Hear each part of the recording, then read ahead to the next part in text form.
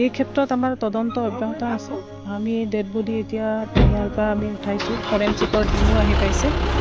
আমাৰ তদন্ত অব্যাহত আছে। যিগৰাকীয়ে মাৰিছোঁ বুলি কৈছে তেওঁ ইতিমধ্যে থানাত আমি আটক কৰিছোঁ আৰু তেওঁ থানাত আছে। এতিয়া আমি গোটেইখিনি তদন্ত কৰিহে আচল কথাখিনি গম পোৱা যাব। ধন্যবাদ। এতিয়ালৈকে অনুমানৰ ভিত্তিত আমি একো ক'ব নোৱাৰোঁ। গোটেইখিনি ঘটনা ভালদৰে আমাৰ ইনভেষ্টিগেশ্যন চলি আছে, সেইখিনি শেষ হৈ লওক, তাৰপিছত আমি কাৰণখিনি আপোনালোকক জনাই দিম। ঠিক আছে।